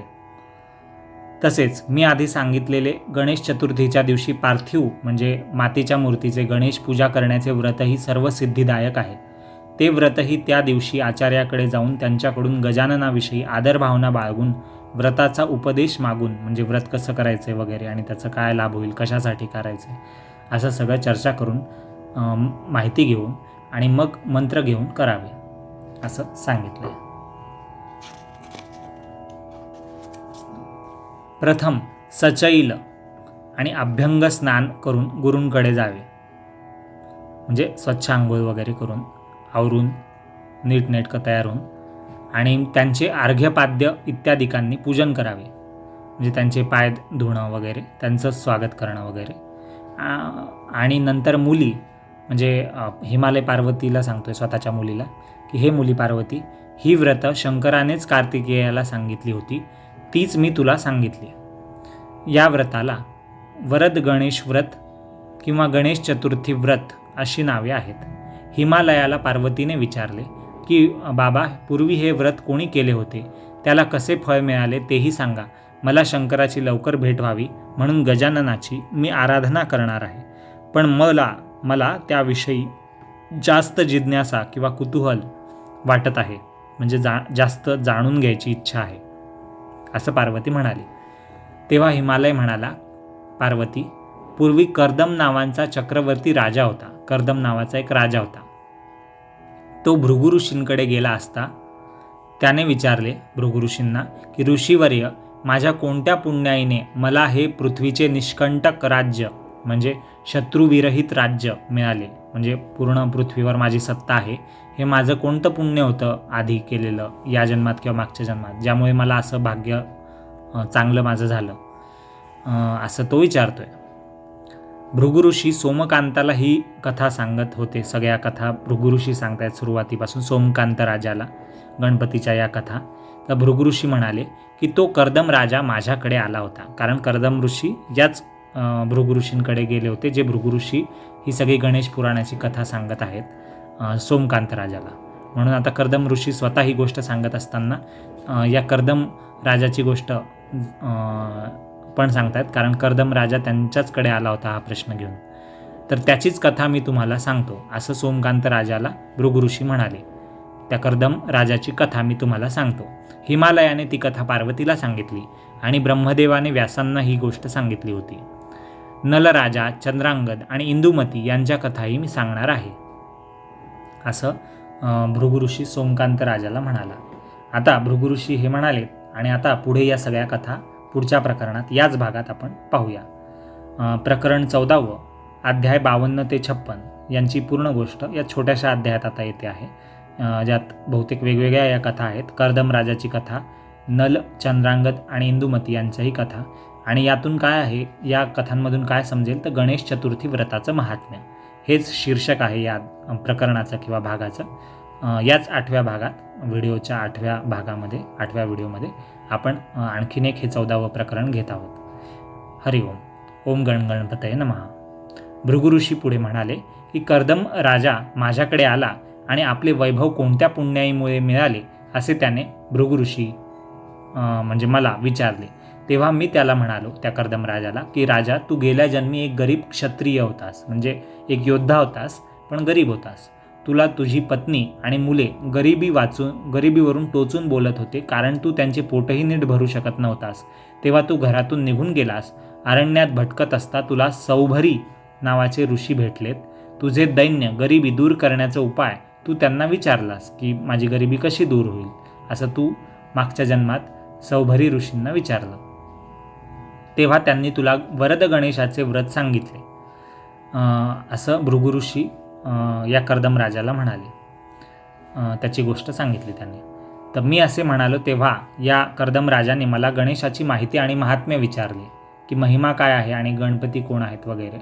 तेव्हा मी सांगितलं, म्हणजे भृगु ऋषी म्हणतायत की मी त्या कर्दम राजाला सांगितलं की राजा, सर्व जगाची ज्यापासून उत्पत्ती झाली, सुरुवात झाली, जन्म झाला, त्यालाच गणेश म्हणतात. तोच सत म्हणजे सत्य, चित्त म्हणजे चित्तात धारण नेहमी राहणारा असा आनंद स्वरूप सच्चित आनंद, सच्चिदानंद या शब्दाचे हे 3 भाग आहेत, 3 वेगवेगळे शब्द आहेत. जो सत्य स्वरूप आहे, जो चित स्वरूप आहे आणि जो आनंद स्वरूपी ब्रह्म आहे तो गणपती. ओंकार आणि वेद त्यापासूनच निर्माण झाले. ब्रह्मदेवाला सृष्टी सामर्थ्य, विष्णूला पालन सामर्थ्य त्या गणेशाच्या एकाक्षर मंत्राच्या जपामुळे प्राप्त झाले. श्रावण शुद्ध चतुर्थीपासून भाद्रपद शुद्ध चतुर्थीपर्यंत, म्हणजे आपण गणपतीचा उत्सव ज्या दिवशी सुरू करतो त्याच्या आधी 1 महिना आणि गणपती बसतो, सुरू करतो गणेशोत्सव त्या दिवसाच्या त्या तिथीपर्यंत, म्हणजे श्रावणाची चतुर्थी शुद्ध चतुर्थी ती भाद्रपदाची चतुर्थी. भाद्रपदात आपण गणपती बसवतो, गणपती उत्सव सुरू करतो नॉर्मली. पण हे 1 महिन्याचं जे व्रत आहे ते त्याच्या आधीपासून सुरू होतं, 1 महिना आधीपासून, श्रावण महिन्याच्या चतुर्थीपासून. तर श्रावण शुद्ध चतुर्थीपासून भाद्रपद शुद्ध चतुर्थीपर्यंत तू सौभरींच्या उपदेशाप्रमाणे व्रत केलं मागच्या जन्मी आणि तुझ्या घरी संपत्ती आली आणि त्या व्रताच्या पुण्याईने या जन्मीही तुला राज्यवैभव प्राप्त झालं. म्हणजे या जन्मी तुला हे सगळं राज्य मिळालं आहे कारण तू मागच्या जन्मी एक व्रत केलं होतं सौभरी ऋषींच्या म्हणण्यानुसार. तर त्या व्रतामुळे हे झालं आहे, गणपतीच्या व्रतामुळे 1 महिन्याचं जे व्रत आहे. माझे हे सांगणे कर्दम राजाला एकदम गणेश भक्तीला पुन्हा प्रेरणा देणारे ठरले आणि या जन्मीही त्याने पुन्हा गणेश चतुर्थी व्रताला आरंभ करून गणेशाची उपासना चालू केली.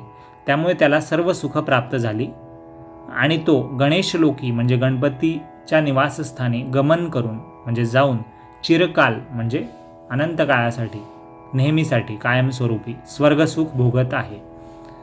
असो, ही कर्दम राजाची गोष्ट आणि त्याच्या पूर्वजन्माची गोष्ट भृगु ऋषींनी सांगितली. आता भृगु म्हणाले, हे सोमकांता, शंकराने कार्तिकेयाला सर्वोत्तम व्रत म्हणून वरद चतुर्थीचे हे व्रत सांगितले. गणेश चतुर्थी व्रत किंवा वरद चतुर्थी, वरद हे सुद्धा गणपतीचंच नाव आहे. तर वरद चतुर्थीचं हे व्रत शंकराने कार्तिकेयाला सांगितलं. अशी कथा हिमालयाने आपल्या कन्येला पार्वतीला सांगितली आणि शंकराच्या भेटीसाठी तिलाही ते व्रत करायला तिच्या वडिलांनी म्हणजे हिमालयाने पार्वतीला प्रेरणा दिली. म्हणजे तू पण हे व्रत करावं असं हिमालयाने सुचवलं. हिमालयाने पार्वतीला वरद चतुर्थीचा प्रभाव सांगितला, म्हणजे महात्म्य, म्हणजे महिमा काय आहे, का महत्त्वाचं आहे हे व्रत, काय परिणाम होतात ते. अनेक देव, दानव म्हणजे सूर आणि असुर, देव आणि राक्षस, ऋषी म्हणजे तपस्वी योगी, मानव म्हणजे मनुष्य या व्रताने सिद्ध झालेत आणि त्यातही नलराजा, चंद्रांगद आणि इंदुमती यांच्या कथा सांगितल्या. नलराजाची गणेश भक्ती त्याने पार्वतीला त्या हिमालयाने सांगितली, ती कथा आता ऐक, असं भृगु ऋषी सोमकांत राजाला सांगतायत पुढे. नलराजाची कथा आहे का? मगध नावाच्या देशात नल नावाचा एक राजा होता. तो शूर, ज्ञानी, धार्मिक होता. अस्त्रविद्येत आणि त्रैलोक्यात म्हणजे 3ही लोकात, शस्त्र वेगळे असतात. शस्त्र म्हणजे वेपन्स, अस्त्र म्हणजे मिसाईल्स असं समजा. टेक्नॉलॉजिकल वेपन्स, ॲडव्हान्स वेपन्स, मोठे प्रभावशाली जे वेपन्स असतात, मिसाईल्स असतात, ते एक प्रकारचे अस्त्रच आहेत. ते फिजिकल फॉर्ममध्ये नसून पण त्याचा इम्पॅक्ट फिजिकल, मेंटल सगळा असतो असे. तर अस्त्रविद्येत आणि त्रैलोक्यात कोठेही जाण्यात तो प्रवीण होता, म्हणजे प्रभावी होता, निपुण होता. इंद्रही त्या नलराजाला भीत होता. सर्व स्त्रियांमध्ये सुंदर अशी दमयंती नावाची त्याची पत्नी होती. महाभारताच्या खूप आधीची एक पुराण कथा आहे नल दमयंतीची. तर तोच हा नलराजा आहे आणि ती दमयंती त्याची बायको आहे. तीच गोष्ट इथे सांगितली जाते.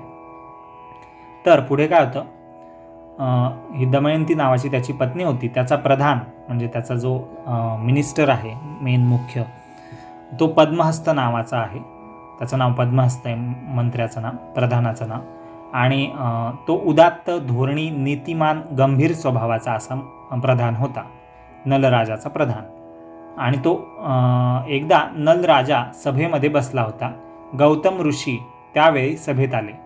सर्वजणांनी उठून त्या गौतम ऋषींना अभिवादन केले. राजाने त्यांचे योग्य ते आदरातिथ्य स्वागत केले. स्वस्थपणे सर्वजण बसले असताना त्यांना गौतम ऋषींना राजाने प्रश्न केला की ऋषीवर्य, म्हणजे हे ऋषींमध्ये श्रेष्ठ ऋषी गौतम ऋषी, तुम्ही असं सांगा की प्रत्येक फळ हे कोणत्या तरी कर्माचा परिणामच असतं. म्हणजे जे काही नशिबाने होतं किंवा जे काही आयुष्यात घडतं ते काहीतरी कर्म केल्याचाच परिणाम आहे. सत्कर्माचं फळ सुखस्वरूपाने मिळतं आणि दुष्कर्माचं म्हणजे वाईट काम केल्यावर दुःख रूपाने फळ मिळतं, म्हणजे दुःख मिळतं.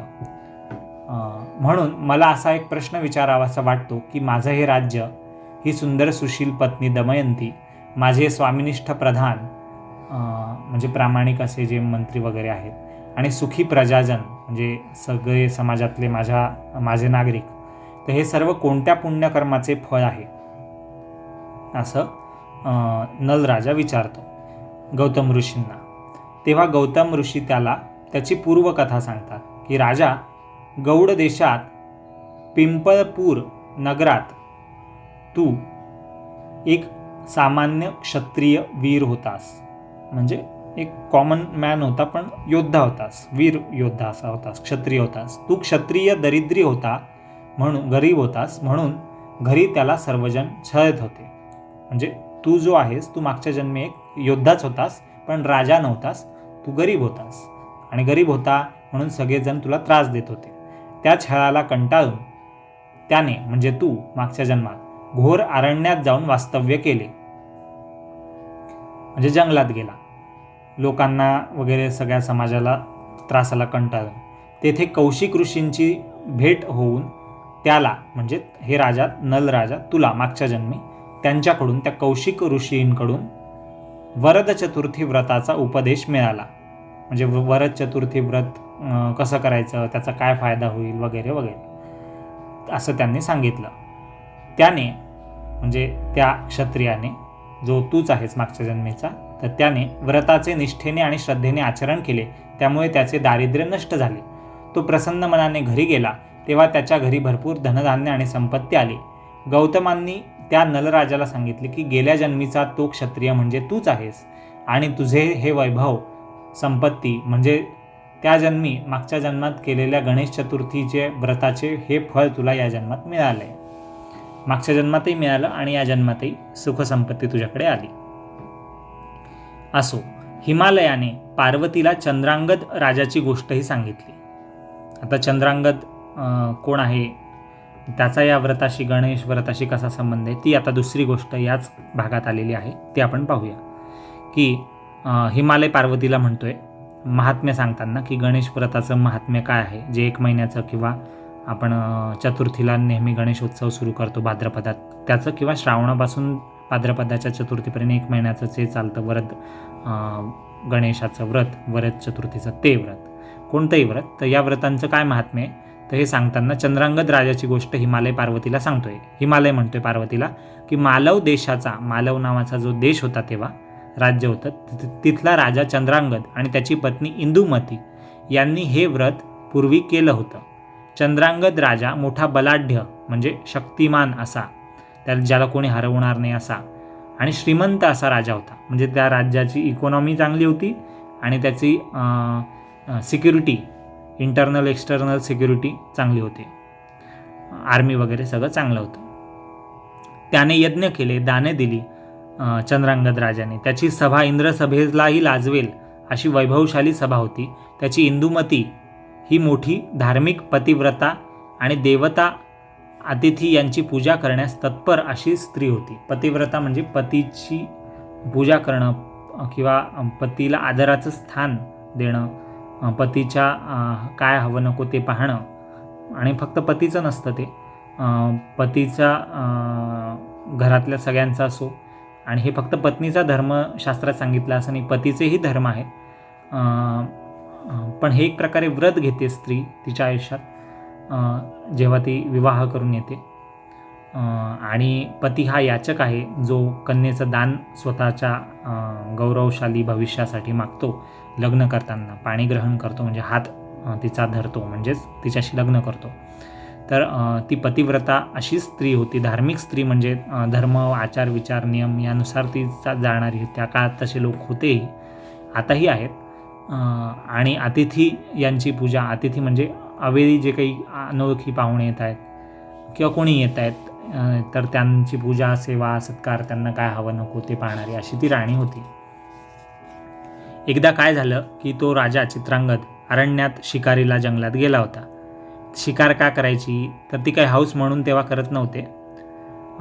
स्वतःच्या शस्त्रविद्येचं परीक्षा लोकांना दाखवण्यासाठी करतात असंही नव्हतं.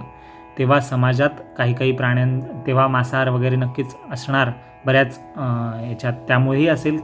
आणि दुसरं महत्त्वाचं कारण तेव्हा म्हणा किंवा आतापर्यंत इंग्रजांच्या काळाच्या थोडा आधीपर्यंत म्हणा राजे होते ते शिकारी करत होते. तर ही नॉर्मल गोष्ट का होती, कारण की जंगली श्वापदांपासून शेतीला किंवा गावांना गरीब जनतेला धोका राहायचा.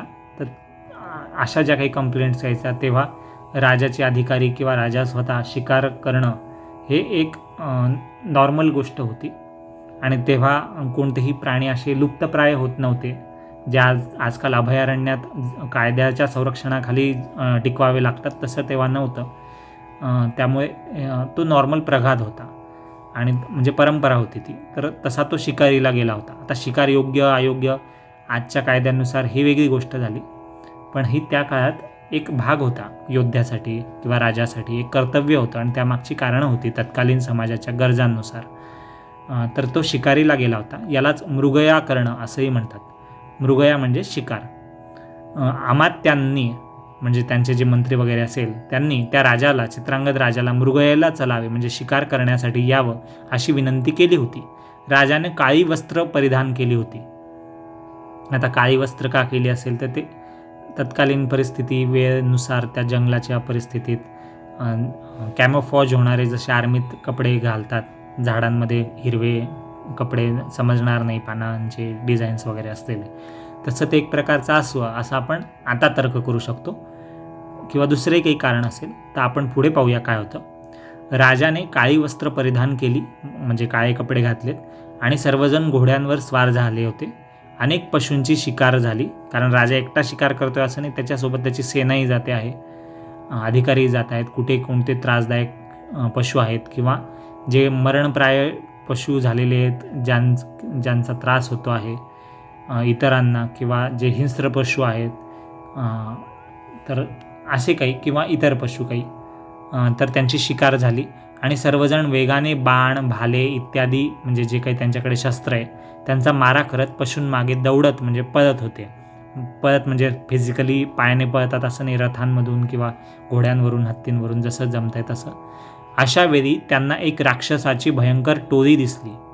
राक्षस म्हणजे इथे राक्षसच असेल असं नाही आहे, म्हणजे दुराचारी क्रूर माणसं किंवा राक्षस असे दिसले. ते पाहून अनेकांना भीतीने कापरे भरली म्हणजे घाबरले अनेक सैनिकातले लोक, राजाकडचे लोक.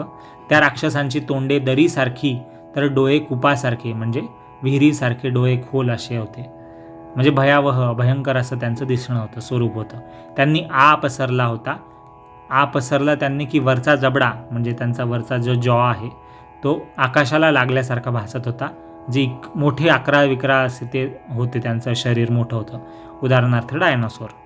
तर त्यांना पाहून कित्येक जण वाट मिळेल तिकडे बिथरलेले घोडे पिटाळत पळून गेले. काही तर जागच्या जागीच नुसत्या भीतीने मेले. राजाही भयभीत झाला होता. पण त्या राक्षसांच्या टोळीत एक राक्षसीण होती. तिला चंद्रांगद राजाचे रूप सौंदर्य पाहून तिला मोह पडला, म्हणजे ती राजाच्या प्रेमात पडली किंवा आकर्षित झाली. जी राक्षसीण होती तिने त्याला अलगद उचलले आणि त्याचे चुंबन घेऊन त्याला खाली ठेवले. बाजूला भोवती दाट जंगल होते, मोठमोठे राक्षस ओरडत होते. राजाला तिने खाली ठेवले आणि त्याच्याबरोबर असलेल्या इतर स्वारांना म्हणजे घोडेस्वारांना वगैरे मात्र ती पटापट ती राक्षसीण खाऊ लागली. ती संधी साधून राजा दूर पळत गेला. त्याला जवळच एक सरोवर म्हणजे तलाव दिसला आणि त्याने त्यात बुडी मारली, लपून बसला.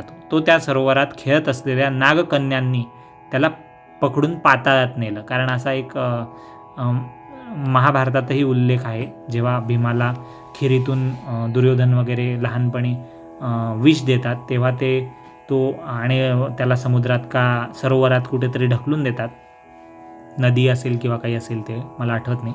तर तिथे तो भीम त्या पाण्याच्या सरोवरातून किंवा नदी समुद्रातून जे काही पाण्याचं स्थान आहे तिथून पाताळ लोकात किंवा नागलोकात जातो आणि तिथे त्याचं नाग त्याला दंश करूनही त्याची शक्ती वाढते वगैरे वगैरे. नंतर त्याला पुष्कळ हत्तींची शक्ती येते आणि तो उलट शक्तिमान होऊनच येतो पांडवांमधला भाऊ भीम. तर ही त्याच्या लहानपणाची गोष्ट आहे. तर ती इथे का उल्लेख केली, कारण इथेही तो सरोवरात ज्या नागकन्या खेळत होत्या त्या नागकन्या त्या पाण्यात सरोवरात जो हा राजा चंद्रांगद भीतीने राक्षसिणीपासून वाचून लपून आलेला आहे तर त्याला त्या पकडून त्या पाण्यातून पाताळात नेतात. तेथे त्याला त्यांनी त्याचे पूर्ववृत्त म्हणजे तू कोण आहेस, कुठून आलास वगैरे विचारलं नागकन्यांनी. तो राजा आहे हे समजताच त्या म्हणाल्या की तू जर आमचा पती होशील तर तुला आम्ही हवे असेल ते देऊ. तो राजा चंद्रांगद म्हणाला की आम्ही सोमवंशीय म्हणजे चंद्राच्या वंशाचे आहोत. त्याचं नावच चंद्रांगद आहे. सोम म्हणजे चंद्र, एक सूर्यवंशी आणि दुसरे सोमवंशी आणि यादव असे मुख्य 2-3 काही असणार. महाभारत आणि त्याच्या आधीच्या काळातले आहे.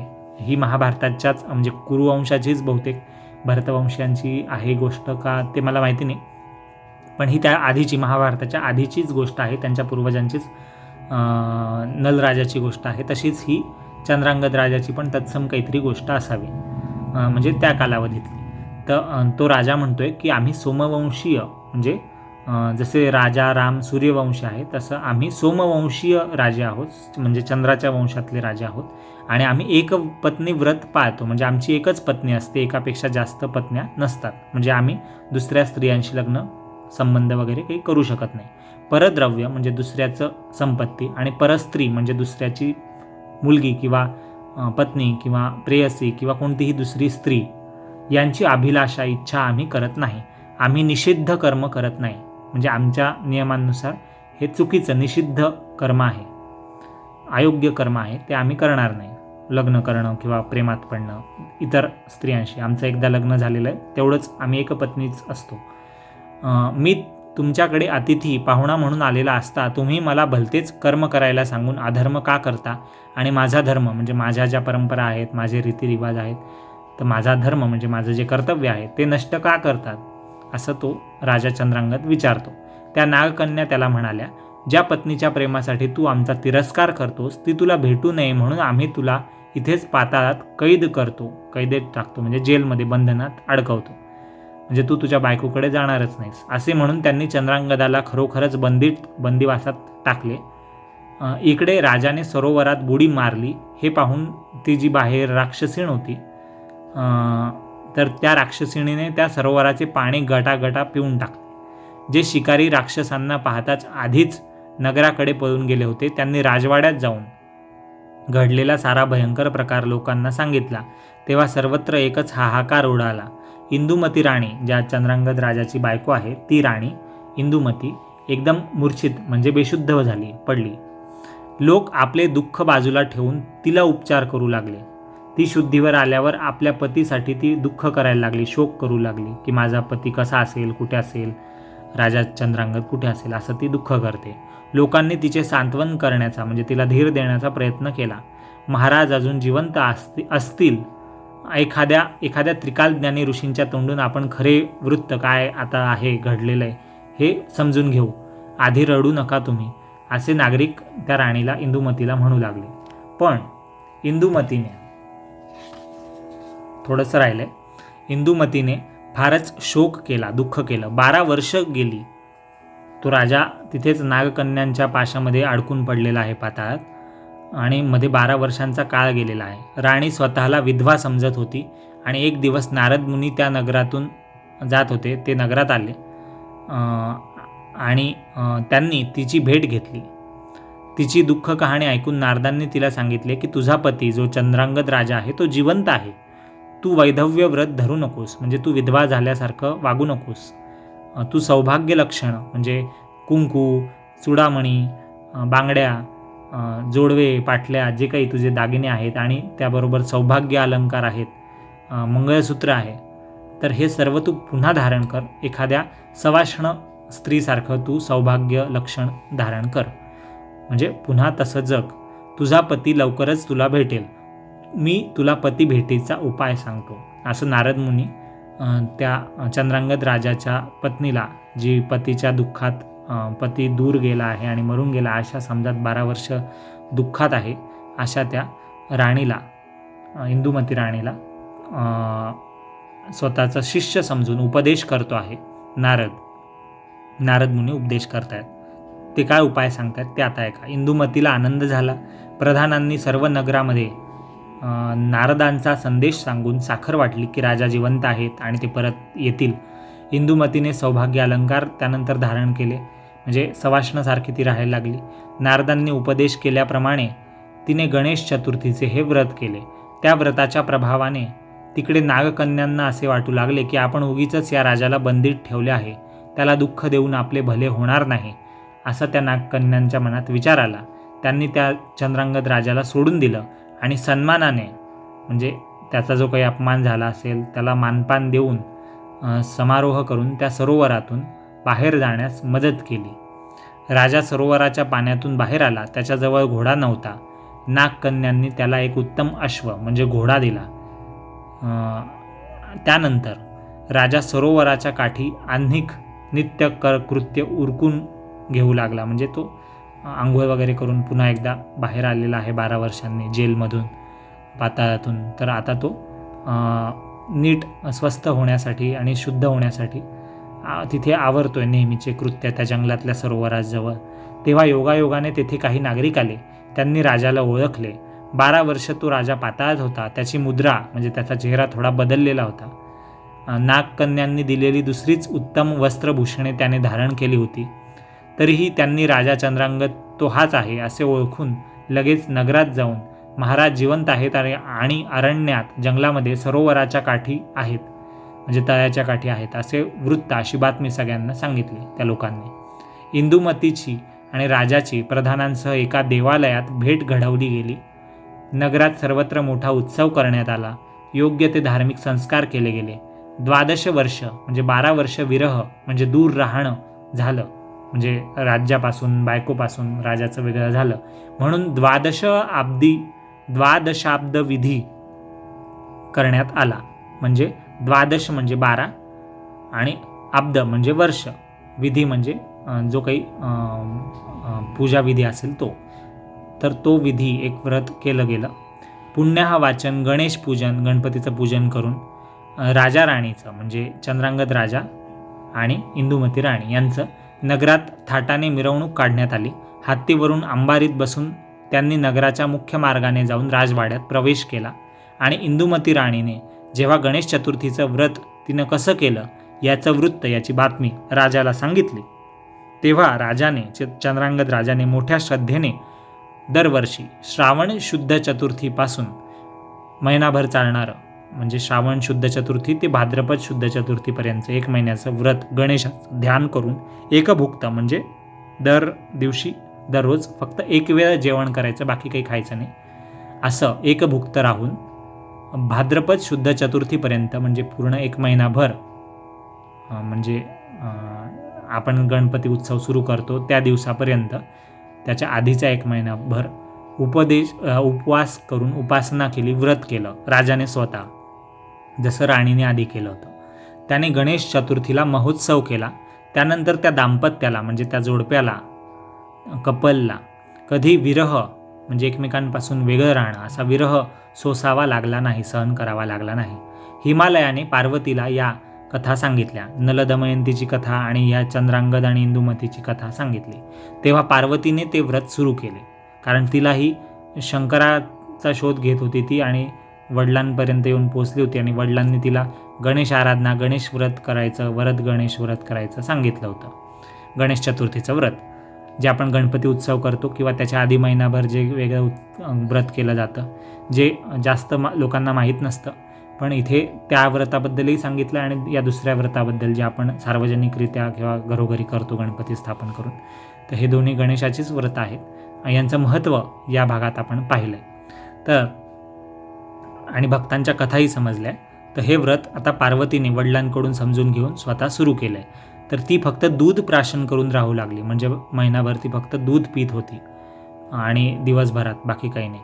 आणि खूप दूध पित होते असं नाही, ते जिवंत राहण्यासाठी लागेल एवढंच. दूध का? कारण की तो पण एक प्रकारे पूर्ण आहारच आहे आणि उपवासाला दूध चालतं असं आहे तिकडे. आणि शंकराची आराधना करते ती, तर शंकराला आपण दूध वाहतो. बाकी असं काही म्हणजे एखाद्या विधीत वगैरे काही दही, लोणी, तूप वगैरेचा अभिषेक वगैरे होत असेल ती वेगळी गोष्ट आहे, पण शंकराला दूध वाहतो आपण. आणि कृष्णाला आपण किंवा विष्णूला आपण तूप, पंचामृत वगैरे असं काहीतरी नैवेद्य दाखवतो. त्याचं म्हणजे दूध कच्चं आहे, जसं नैसर्गिक आहे तसं शिवशंकर भगवान स्वीकारतो, म्हणजे अनप्रोसेस्ड प्रसाद स्वीकारतो. आणि विष्णू किंवा कृष्णाला आपण प्रोसेस्ड देतो मिल्क, म्हणजे दुधापासून बनलेले मिठाया, पदार्थ वगैरे असं. तर ही परंपरा आहे. तर तसंच ती पण स्वतः फक्त दूध प्राशन करून राहते, कारण तिला शंकराला प्रसन्न करायचं आहे. आणि तिकडे त्रिपुरासूर याचा वध झालेला होता, जे आपण मागच्या व्हिडिओमध्ये पाहिलेलं आहे, ऐकलेलं आहे. तर ज्याचा शोध घेत तो आलेला होता त्रिपुरासूर, आणि जिथून मग शंकराशी युद्ध खूप वर्ष चाललं आणि शंकरही निघून गेला आणि शंकराने त्याला हरवलं वगैरे, आणि त्रिपुरासूर मारला गेला होता. आणि त्रिपुरासूर आत्ता मारला गेला आहे, तो तर निघून गेला होता तो चिंतामणी घेऊन शंकराच्या त्या पर्वतावर, जिथे शंकर आणि पार्वती होते, आणि पार्वती शंकराला शोधत होती. तर आता तोपर्यंत त्रिपुरासुराचा वध झालेला आहे. आणि शंकराला पार्वतीची फार आठवण आली, कारण की इकडे पार्वतीने हे व्रत केलं आहे, त्यामुळे त्रिपुरासुराचं वध होऊन गेलेला आहे गणपतीच्या कृपेमुळे. कारण की तिकडे शंकरालाही सांगितलं गेलं होतं, आपण मागच्या व्हिडिओमध्ये ऐकलं असणार, की गणपतीची आराधना तुम्ही नाही केली म्हणून सुरुवातीला गणपतीची आराधना करा आणि मग तुम्ही सर्व देव वगैरे मिळून त्रिपुरासुराला मारा, मग तो हरवतो.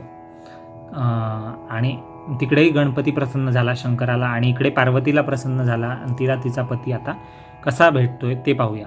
शंकराला पार्वतीची फार आठवण आली त्रिपुरासुराला मारल्यानंतर, आणि नंदीवर बसून तो हिमालयावर आला.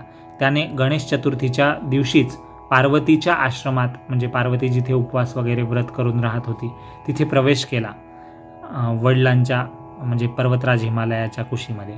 आणि पार्वतीचे व्रत त्याच दिवशी पूर्ण झाले होते, आणि तिने ज्यासाठी व्रत केलं होतं की नवरा मला माझा परत भेटावा, शिवशंकर भगवान, तर ते त्याच दिवशी शंकर तिच्या आश्रमात युद्ध जिंकून त्रिपुरासुराला मारून आलेले होते. त्यावेळी देवांनी पुष्पवृष्टी केली आणि दुंदुभी नाद केला. दुंदुभी हे एक प्रकारचं तुतारीसारखं वाद्य असं समजा, आणि पुष्पवृष्टी म्हणजे फुलांचा वर्षाव केला, वाजत गाजत देवांनी उत्सव साजरा केला, कारण की त्रिपुरासूर मारला गेला. आणि दुसरी गोष्ट, सगळ्या देवांना त्यांचं राज्यपद वगैरे मिळालं, स्वर्गलोक वगैरे, इंद्रपद वगैरे सगळ्यांना सगळं मिळालं त्रिपुरासूर मारल्यामुळे. ते पुन्हा शक्तिमान झाले, आणि हे सगळं शंकराने केलं, म्हणून शंकराच्या स्तुतीसाठी त्यांनी हे सगळं केलं. आणि शंकर पार्वतीचं मिलनही झालं, म्हणून त्यांनी पुष्पवृष्टी आणि गडगडाट केला वाद्यांचा, दुंदुभिनाद केला असं म्हटलं गेलं आहे. शंकरासह सर्व देव गणेशाची स्तुती करू लागले. आता हे सगळं गणेशाच्या कृपेमुळे झालं, म्हणजे मूळ प्रेरणा, मूळ मार्गदर्शक असा जो कोणी आहे तर तो गणपती आहे. त्रिपुरासुराच्या वधासाठी किंवा शंकराच्या विजयासाठी किंवा पार्वती शंकराच्या मिलनासाठी किंवा सगळ्या सृष्टीला त्रिपुरासुराच्या त्रासापासून मुक्त करण्यासाठी, तर गणपतीच कुठे ना कुठे प्रेरणादायी आहे हे सगळ्यांना ठाऊक होतं. आणि त्यामुळे त्यांनी गणपतीची स्तुती केली. आणि नंतर शिव पार्वती म्हणजे शंकर आणि पार्वती नंदीवर बसून, म्हणजे त्यांच्या गाडीत वाहनावर बसून कैलासावर म्हणजे त्यांच्या नेहमीच्या ठिकाणावर राहण्यास गेली. तर ही गोष्ट झाली आजच्या पूर्ण व्हिडिओची. एकूण 20 व्हिडिओंची ही गोष्ट आहे, 20 भागांमध्ये. त्यातले 8 गोष्टी आपण संपवलेल्या आहे, 8 भाग संपवलेले आहे. अजून बऱ्याच गोष्टी वेगवेगळ्या अध्यायात एकत्रितपणे येणार आहे. पुढे 9व्या भागात आपण 15वं प्रकरण आणि बहुतेक त्याच्या पुढचंही काही प्रकरण, ज्यात बरेच असे अध्याय असतील, ते एकत्रितपणे 9व्या भागात पाहूया. आणि आता मी तुम्हाला एवढीच विनंती करू इच्छितो की गुड रीडिंग चॅनलवर वेगवेगळे कथा, पुराण, कथासार, स्तोत्र यांचे मराठीत अर्थ, एक्सप्लेनेशन येतील. माहिती येईल, आपल्या आरत्यांचे अर्थ येतील आणि वेगवेगळ्या पोथ्यांचे अर्थ जसे आपल्याला समजतील आपल्या हिशोबाने आपण ते प्रयत्न करूया एकमेकांशी सांगण्याचा, डिस्कस करण्याचा. ते उपलब्ध होत आहेत, होणार आहेत, होत राहतील. आणि गणेश पुराण सध्या चालू आहे आणि तुम्ही याचा लाभ घ्यावा. आणि त्यासाठी तुमचे व्हिडिओ मिस होऊ नये, तुम्हाला ते प्रत्येक व्हिडिओचं नोटिफिकेशन, पूर्वसूचना मिळावी यासाठी बेल आयकॉनवर क्लिक करा, ऑल नोटिफिकेशन्सला क्लिक करा, जे घंटीचा आयकॉन दाबा. यूट्यूब चॅनल जे खाली आहे त्याच्या बाजूला जे लाल सबस्क्राईबचं बटन आहे त्यावर क्लिक करा, म्हणजे तुम्ही सबस्क्रायबर व्हा. तुम्हाला काही विचारायचं असेल किंवा सांगायचं असेल, सुचवायचं असेल, काही सल्ला द्यायचा असेल किंवा काही मत, तुम्हाला हे कसं वाटतं आहे आपले व्हिडिओ, या कथा कशा वाटत आहे, गणपतीच्या असतील किंवा इतर देवतांच्या असतील, स्तोत्रांचा अर्थ असतील किंवा आरत्यांचे अर्थ असतील, ते तुम्हाला कसे वाटत आहेत, त्यात अजून काय तुम्हाला अपेक्षित आहे, हे नक्की कळवा. मी माझ्या परीने प्रयत्न करतो आहे आणि आपण अजूनही चांगले प्रयत्न करूया. आपले ग्रंथ, आपल्या कथा, आपला इतिहास पुन्हा आपल्या मराठी भाषेत समोर आणण्याचा, सगळ्यांना उपलब्ध करून देण्याचा विनामूल्य. तर तुम्हाला हे प्रयत्न कसे वाटते कमेंट सेक्शनमध्ये नक्की कळवा. आणि तुम्हाला काही विचारायचं किंवा सांगायचं किंवा सुचवायचं असेल तर तेही नक्की सांगा. आणि गुड रीडिंग चॅनलचे व्हिडिओ सबस्क्राईबही करा चॅनलला आणि इतरांना ते शेअर करा, म्हणजे इतरांपर्यंत या व्हिडिओजला पोहोचवा. पुन्हा आभार आणि पुन्हा भेटूया. पुढच्या गोष्टी ज्या गणपतीच्या पराक्रमाच्या कथा आहेत, त्याच्या व्रतांच्या आणि भक्तांच्या कथा आहेत, त्याही आपण ऐकूया पुढील भागात. 8वा भाग संपूर्ण झाला. गणेश पुराण 8वा भाग समाप्त. ओम गंगणपतये नमः.